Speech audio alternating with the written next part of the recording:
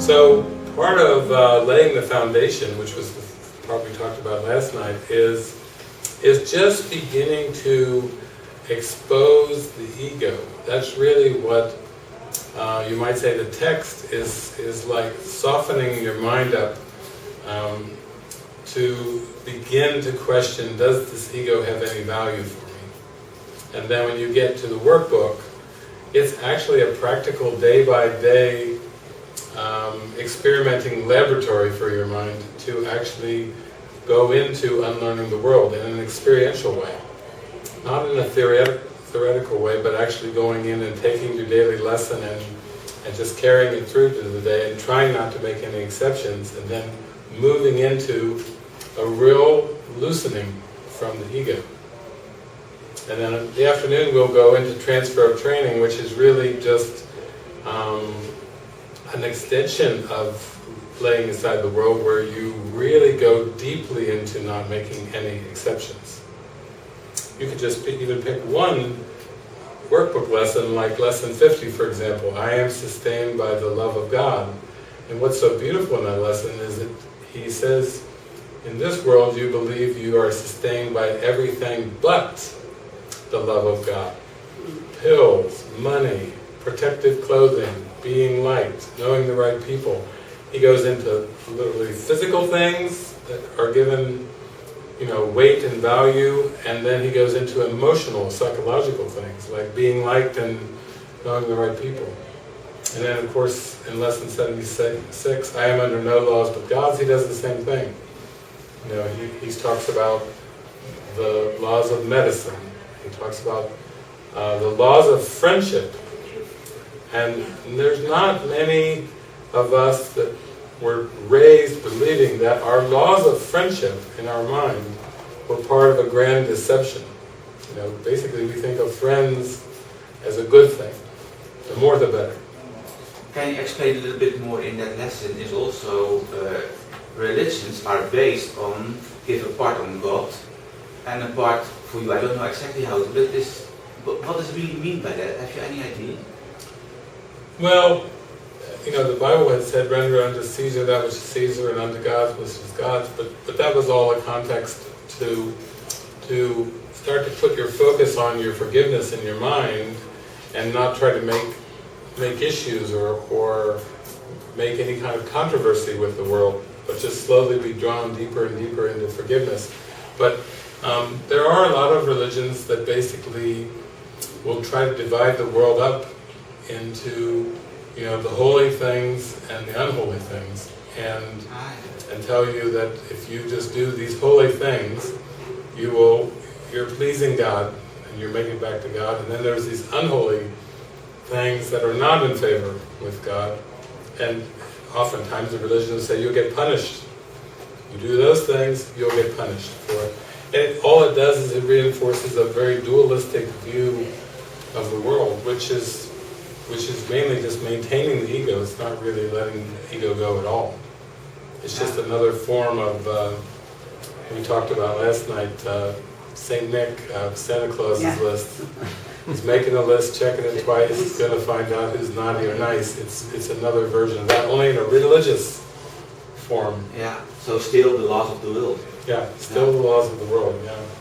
So when we start to do some of those workbook lessons, when you can carry that out and not make any exceptions, that will truly unwind your mind from the world and back to God, because the things that even seem to be so basic in this world, like vocation, career, family, citizenship, some of the core beliefs that seem to be just the way things are, those start getting unraveled as well.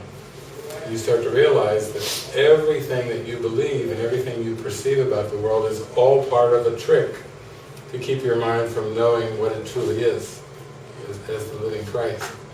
So it's really an unplugging, an unraveling, an unwinding from all these things. And I thought, we could share just from our experiences a bit about what that unlearning the world was, or seemed to be for us, just kind of as some insights and some examples. And then again, our focus is on practical application, so we really want to engage with you and hear from you of where those tethers are. As you're working with the Course, and you're working with healing in your mind, there tends to be these things that come up where it's wound pretty tight, or there's some pretty strong tether. It seems like sometimes some steel tethers that are in there as you're going through this unwinding. I remember when I was working the Course and I got to that point where I started to really unlearn the world.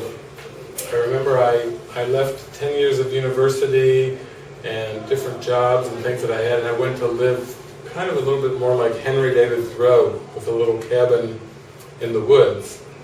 And I had my course book, and I didn't have a lot of distractions, even though in the woods, all the insects, everything's twice the size as in the city. Be out there working in the woods or something, and vroom, this rumble will go by. You don't have that in the air. Things that rumble, buses rumble, but insects don't rumble. You know, this big insects and big snakes and big everything. Everything is at least twice as big. But and I remember at one point I was working and I said, I think I'm going to make a garden here. And so I was in the woods and I had to cut down trees. It was like the pioneers' days. It's like, oh, this is what they went through. Cutting the trees down, and then stumps. Oh, that's really interesting when you're trying to make a garden, stumps and roots. It was very symbolic, and when I finally got the stumps, the trees cut down, and I started to get the stumps out, and I got all the stumps out, and then I started to till the soil. This was in the woods, and then I was tilling, and thud. I thought, occasionally I would hit a rock, but this was a thud. And I was like, what? And so I started digging down there, and I said, to try to get the rocks, out so the roots could go down, and I kept digging. I said, what is it? Is this like a rock shelf? And so one day I had a bunch of people come and visit me, and we were digging and digging, 3 or 4 of us, and we found a massive rock inside of this area I had chosen as my garden. And we ended up using like logs and like rocks as fulcrums to try to get under this thing. It took we have 4 Course in Miracles students, all aware that this is kind of what was going on symbolically of getting down to the ego in your mind. You're tilling the soil and you find this massive rock shelf in there, and it took us like a whole day to get this thing up and turned up and out, flip it out on the outside of the garden. So I was always having things happening in form that were just reflecting how you have to be very devoted, very persistent, and you have to remove all the blocks. It wasn't going to do well. The garden wasn't that big to have a big rock in the garden. It wasn't a rock garden. So that's just a little example from the parable of the day during the unlearning phase of the world.